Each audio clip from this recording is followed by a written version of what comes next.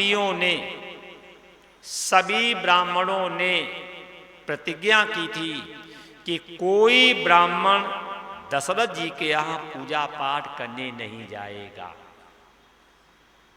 अब कोई भी क्षत्रिय अपनी बेटी दशरथ जी को नहीं देगा, क्योंकि इन्होंने श्रवण कुमार वैश्य थे, ब्रह्मचारी को मारा है। अगर ब्राह्मण होता तो इन्हें ब्रह्म हत्या लगती, लेकिन ब्राह्मण नहीं था, ब्रह्मचारी था। इसलिए कोई भी ब्राह्मण न इनके घर में पूजा करेगा, न पाठ करेगा, न जाप करेगा, न दान लेगा और न आशीर्वाद देगा। पहले ऐसा था, अगर कोई गलती करता था तो समाज उसका बहिष्कार करती थी। अच्छा, अब ऐसा कोई नियम है क्या? पहले ये नियम था, अगर कोई गलती करता था तो समाज उसका बहिष्कार करती थी। तो वही लिखा है, श्रृंगी जी को बुलाने के लिए दशरथ जी गए। पहले मंत्री भेजे, नहीं आए। दशरथ जी स्वयं गए, फिर भी नहीं आए। फिर माता कौशल्या बुलाने गई, फिर भी नहीं आए। तो क्या लिखा है? श्रृंगी ऋषि वशिष्ठ बुलावा। और जब वशिष्ठ जी गए हैं और श्रृंगी जी से कहा चलो, किस लिए? क्योंकि अगर आप यज्ञ करोगे तो प्रभु का आगमन होगा और पृथ्वी का भूभार हरण होगा। तो श्रृंगी जी को बुलाने के लिए स्वयं वशिष्ठ जी गए। तो कथा से शिक्षा क्या मिली? अगर कोई गलती करता है, अगर कोई गलती करता है तो उसका विरोध करना चाहिए। क्यों? जो गुनाहों को माफ करता है सबसे बड़ा गुनहगार, जो अपराधी को माफ करता है वो सबसे बड़ा अपराधी। वशिष्ठ जी ने समझाया, ब्राह्मणों को बात समझ में आ गई। उसी समय श्रृंगी जी आए हैं और 1 साल तक पुत्र कामेष्टि यज्ञ हुआ है। 1 वर्ष तक श्रृंगी जी ने दशरथ जी से पुत्र कामेष्टि यज्ञ करवाया है। वही लिखा है कि श्रृंगी ऋषि वशिष्ठ बुलावा, अपुत्र काम शुभ यज्ञ करावा, अब भगत सहित मुनि आहुति दीनी। देखो आगे बात, भक्ति मतलब भाव से। और आज हम लोग सामान तो जुटा लेते हैं, लेकिन भाव बना पाते हैं क्या? मंदिरों में देखो, माताएं प्रकृति का कितना नाश करती है। फूल तोड़ लेंगे, बेलपत्र तोड़ लेंगे। यहाँ कथा कर रहे थे सुसारी में, मंदिर में रुके थे। एक माता जी समी चढ़ाने गई, उन्होंने पूरा पेड़ उखाड़ लिया। अब पूरा पेड़ उखाड़ करके उस शिवलिंग के ऊपर चढ़ा दिया। हम तो नहीं बोले, लेकिन वहां का बाबा थोड़ा मुंह फट था। फिर उसने अपनी भाषा में ऐसा गरियाया। अच्छा, आप बताइए भक्ति सही है क्या? भाई, इन बेलपत्र हो या तुलसी हो या दूब हो या समी हो, ये सब औषधियां हैं। और इन औषधियों का दुरुपयोग ना हो, इसलिए हमारे महात्माओं ने इनको धर्म से जोड़ दिया है। जैसे कि तुलसी माँ है, अगर तुलसी माँ है तो कोरोना में किसने काढ़ा नहीं पिया बताओ आप? तब दया नहीं आई थी कि अम्मा को तोड़ के फिर कुचर के पीते समय भी दया नहीं आई तुम्हें? बोलो। कोई तुलसी माँ और बाप नहीं है, तुलसी औषधि है। तुलसी औषधि है। औषधि का दुरुपयोग ना हो, तभी हमारे संतों ने उसको धर्म से जोड़ा। और आज पूजा पाठ के नाम पे इन प्रकृति का कैसे नाश हो रहा? अनावश्यक, आवश्यकता नहीं, फिर भी तोड़ रहे हैं। तो ध्यान रखना, आशय कुछ और हम लोगों ने समझ लिया कुछ। वही मैं कहता हूं, आप लोगों से सत्संग करो, और जब तक सत्संग करोगे नहीं तो गोस्वामी जी कहते बिन सत्संग विवेक ना होई। आज तो देखो नहीं, वो नर्मदा जी का परिक्रमा खूब होता है। हमने एक महात्मा से पूछा ये सब घूमते क्यों हैं? अगर घूमने से मुक्ति मिल रही होती तो कुत्ता तो हमेशा ही घूमता है, गधा तो हमेशा ही घूमते हैं, सियार तो हमेशा ही घूमते हैं। तब महात्मा जी ने बताया कि किसी व्यक्ति को रोग हो गया था। उस समय डॉक्टर थे नहीं, वैद्य थे। तब वैद्य जी ने बताया कि तुम्हें 1 घंटा टहलना जरूरी है। उसने कहा मेरे पास समय नहीं है, मेरे पास समय नहीं। तब महात्मा जी ने क्या किया, उसको धर्म का सहारा दे दिया। ऐसा करो, तुम उस तीर्थ के 1 घंटा परिक्रमा किया करो। क्या होगा? बोले भगवान की कृपा से तुम ठीक हो जाओगे। अरे भैया, उसे बीमारी थी, उसे घूमना जरूरी था, सबको घूमना जरूरी है क्या? और जितने ये तीर्थों में घूमने वाली परंपरा सब ऐसे आई है। किसी वैद्य ने देखा कि इस व्यक्ति को टहलना जरूरी है और ये समय निकाल नहीं रहा, तो धर्म की आड़ दे दी। जाओ वृंदावन की परिक्रमा कर लो, जाओ गिरिराज की परिक्रमा कर लो, जाओ कामदगिरी की परिक्रमा कर लो। क्यों? उस समय क्या था, शुद्धि थी। घूमेगा, खुली हवा मिलेगी, नंगे पैर घूमेगा, कंकड़ पत्थर तलवे में लगेंगे। तो कारण कुछ मान लिया हम लोगों ने कुछ। इसलिए मैं आपसे बार बार कहता हूं कि हम लोगों को सत्संग की बहुत आवश्यकता है। जब तक सत्संग करोगे नहीं, समझ आएगी नहीं, रास्ता मिलेगी नहीं, बात बनेगी नहीं। और इस जमाने में सत्संग का ही अभाव है। जिन कथाओं से, जिन सत्संगों से, जिन प्रवचनों से हम लोगों की शंका का समाधान होता था, आज तो वहां शंकाएं बढ़ाई जाती हैं। ये कथा से शिक्षा ले लेना। भगत सहित मुनि आहुति दीनी। अरे जिस ईश्वर की आप भक्ति कर रहे हो, पहले उस ईश्वर के विषय में जानो तो ईश्वर कहते किसे हैं। आज हम भक्ति तो कर रहे हैं लेकिन हमें मालूम ही नहीं भक्ति कर किसकी रहे हैं। यही लिखा है भगत सहित मुनि आहुति दीनी। और ये भी ध्यान रखना, अंधविश्वास का नाम श्रद्धा नहीं है।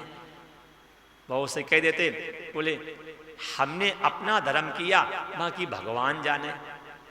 आप जहर को खा लो, देखे ना मरो, कह दो हमने तो भगवान जाने। आग पे पैर रखो, देखे ना आप जलो।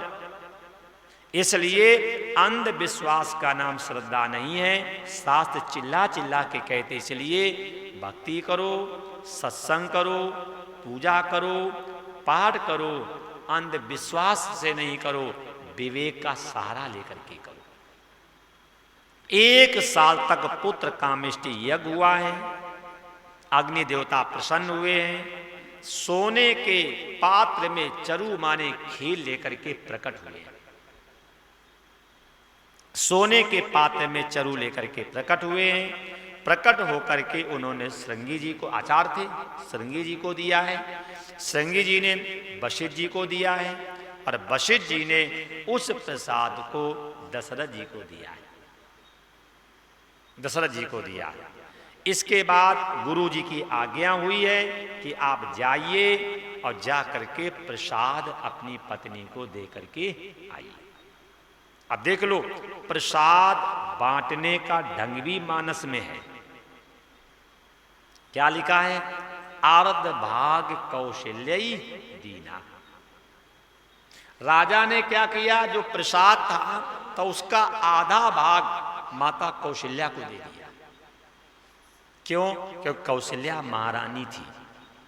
कौशल्या महारानी थी, इसलिए राजा ने आधा प्रसाद माता कौशल्या को दे दिया। फिर लिखा है उभय भाग आधो कर दीना। जो शेष बचा उसके 2 भाग कर लिए। अब राजा मन में सोच रहे हैं, अगर कैकेयी को पहले देंगे तो कहीं सुमित्रा गुस्सा ना हो जाए, और अगर कहीं सुमित्रा को पहले देंगे तो कैकेयी गुस्सा ना हो जाए, क्योंकि दोनों बराबर की हैं। कौशल्या की बात तो चल सकती, क्यों कौशल्या महारानी है। एक कैकेयी और सुमित्रा दोनों का दर्जा बराबर का है। अगर कैकेयी को पहले देंगे तो सुमित्रा नाराज हो सकती है, और सुमित्रा को पहले देंगे तो कैकेयी तो निश्चित नाराज हो जाएगी। फिर राजा ने मन में सोचा, अगर दोनों को एक साथ दे दें तब बाएं हाथ से प्रसाद देने से प्रसाद का अपमान होता है। कभी भी बाएं हाथ से प्रसाद नहीं बांटना चाहिए। लिखा तो ये है कि बाएं हाथ से शंख, शालिग्राम और भगवान के विग्रह को भी नहीं छूना चाहिए। शास्त्र तो यहां तक कहता है कि भागवत में 100 हस्तेन भोजना, धुंधकारी जो था वो बाएं हाथ से भोजन करता था। इसे कहते 100 हस्त, 100 का हाथ है ये, मतलब अशुभ मानते इसको। तो राजा मन में सोच रहे हैं, अगर एक साथ प्रसाद देंगे तो बाएं हाथ से प्रसाद देने से प्रसाद का अपमान हो जाएगा। तो राजा ने क्या किया कि अर्ध भाग कौशल्या देना और उभय भाग आधो कर दीना, शेष जो बचा उसका 1 भाग माता कैकेयी को दे दिया। जो शेष बचा उसके फिर 2 भाग कर लिए, और 2 भाग करके माता कैकेयी और माता कौशल्या को दे दिया कि आप अपने हाथ से सुमित्रा को प्रसाद दे दो। जैसे कैकेयी ने और कौशल्या ने राजा से प्रसाद लेकर के और जैसे सुमित्रा के हाथ में दिया, और सुमित्रा ने प्रसाद को सिर से लगा करके और हृदय के सामने ला करके कहा, हे ईश्वर, अगर मेरे 2 पुत्र पैदा हों तो मैं दोनों माताओं के पुत्र की सेवा में अपने पुत्र को लगा दूंगी। ऐसे राजा ने प्रसाद का वितरण किया है। तो आप लोगों में अगर कोई प्रसाद बांटता है तो प्रसाद बांटते समय थोड़ा इस पे विचार करना चाहिए। अगर प्रसाद लेते भी हैं तो उसका भी विधान होता है कि प्रसाद लेकर के सबसे पहले सिर से लगाते हैं। अच्छा, हाथ ऐसे क्यों जोड़ते हैं? ऐसे जोड़ते हैं क्या? कारण होगा, गीता में भी है, मानस में है, ईश्वरा सर्वभूतानां और हृदय से अर्जुन, परमात्मा हृदय में वास करता है तो इसलिए हाथ जोड़ा जाता है हृदय के पास। अंगूठा ये ब्रह्मा जी का प्रतीक है, विराट रूप में अंगूठा ब्रह्मा का प्रतीक है, और इसलिए सीने के पास हाथ जोड़ते क्यों? क्योंकि ईश्वर का वास यहां है। इस प्रसाद को लेकर के सिर से लगा करके, हृदय से लगा करके और प्रेम से प्रसाद खाना चाहिए। तो खाने वाले के लिए भी प्रतिबंध है कैसे, और बांटने वाले के लिए प्रतिबंध, क्योंकि भगवान का प्रसाद जब लिया जाता है तो सिर से लगा करके प्रार्थना करते हैं कि हे प्रभु, जो मैंने आपकी चर्चा सुनी है, जो मैंने आपकी पूजा करी है, जो मैंने आपकी आरती करी है, उसमें जो मुझे प्रसाद मिला है, मुझे शक्ति दो, सामर्थ्य दो, जो प्रसाद को खा करके मेरी बुद्धि शुद्ध हो जाए। तो लेते समय और प्रसाद बांटते समय दोनों लोगों को इसका ध्यान देना चाहिए। राजा ने प्रसाद का वितरण कर दिया, तीनों माताओं ने प्रसाद को ग्रहण कर लिया। राजा वापस आए हैं। वापस आने के बाद यज्ञ की पूर्ण आहुति हुई। यज्ञ की पूर्ण आहुति होने के बाद जो भी ब्राह्मण आए थे, संत आए थे, महात्मा आए थे, उनकी विदाई हुई। क्यों? यज्ञ की पत्नी का नाम दक्षिणा है। अगर किसी ब्राह्मण संत महात्मा को बुलाया है तो यज्ञ होने के बाद दक्षिणा दे करके उसकी विदाई कर देनी चाहिए। ब्राह्मण लोग दक्षिणा लेकर के स्वस्ति वाचन बोल बोल करके अपने अपने स्थान को चले गए। अपने अपने स्थान को जाने के बाद वशिष्ठ जी ने दशरथ जी को बुलाया है। राजन, बोले हाँ, आपकी पत्नियों ने यज्ञ के प्रसाद को ग्रहण किया है। बोले हाँ, इस समय यज्ञ का प्रसाद इनके उदर माने पेट में है। आप जाओ और जा करके तीनों पत्नियों को उपदेश दो। क्या? इन्होंने इस समय यज्ञ का प्रसाद लिया है, इनके जीवन में किसी चीज का अगर अभाव हो तो उसकी पूर्ति करो। कहते भी हैं संतान पेट में है, और अगर माता जी को किसी चीज का अभाव हुआ तो संतान हमेशा उससे भावित रहेगी, अभावित रहेगी। गुरु जी की आज्ञा हुई है, दशरथ जी गए हैं। सबसे पहले दशरथ जी माता कौशल्या के पास गए, शिक्षा लो। वाल्मीकि रामायण में भी है, मानस भी कहती है और भागवत भी कहती है कि जिस समय संतान पेट में हो और उस समय माता जी को क्या करना चाहिए, ये देखो शास्त्र प्रमाण दे। क्योंकि जो हम कुंड में जो हवन करेंगे इसका फल मिलेगा कि नहीं मिलेगा ईश्वर मालिक है। लेकिन जो मेरी मां गर्भ धारण करती है और उसका फल 9 महीने के बाद प्रत्यक्ष सामने प्रकट होता है।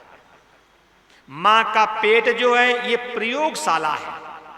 मां का पेट जो है ये प्रयोगशाला है। आप जैसा चाहो और अपनी संतान को वैसे संस्कार दे सकते हैं। मां बात आपने पढ़ी होगी, अभिमन्यु ने ये बात कही भी है कि चक्रव्यूह मैंने मां के पेट में सीखा। भागवत आपने सुनी होगी, उसमें प्रहलाद ने भी यही बात कही है कि भक्ति मैंने मां के पेट में सीखी।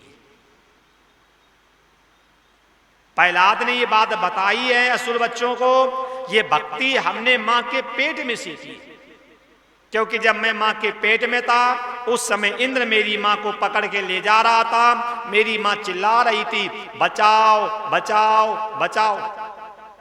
उसी समय नारद जी ने आकर के इंद्र को समझाया था कि कयादू पे हाथ मत उठाना, क्योंकि कयादू के गर्भ में भगवान का भक्त है, और अगर तुमने कयादू पे हाथ उठा दिया तो इसी समय भगवान प्रकट होंगे और आपके सिर के 1000 टुकड़े कर देंगे।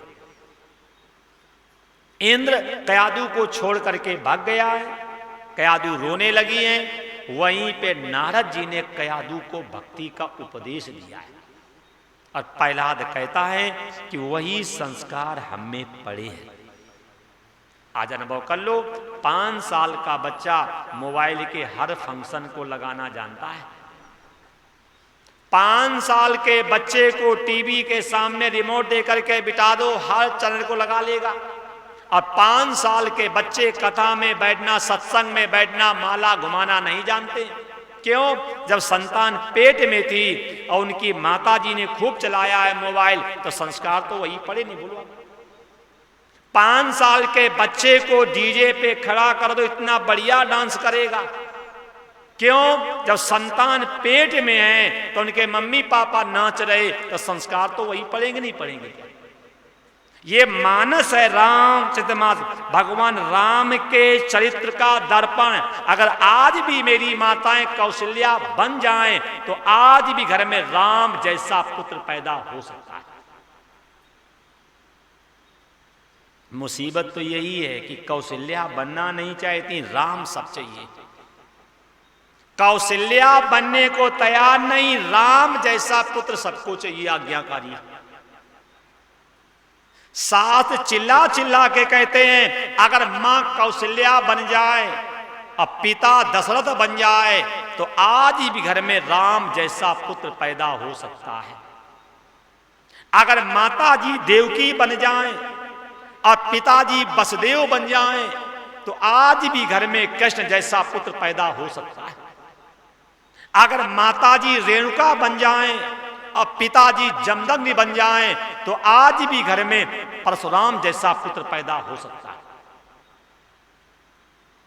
लेकिन हम तो संयम करेंगे नहीं, हम तो त्याग करेंगे नहीं और चाहेंगे मीराबाई जैसी बेटी पैदा हो जाए।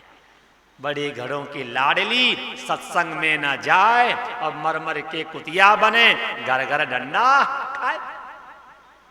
क्योंकि आज बच्चों को सत्संग से अरुचि है। अच्छा, सत्संग एक भी दिख रहा नहीं हुआ और गरबा करवाना तब लगेगा कि बस ये प्रहलाद के बाप आए हैं।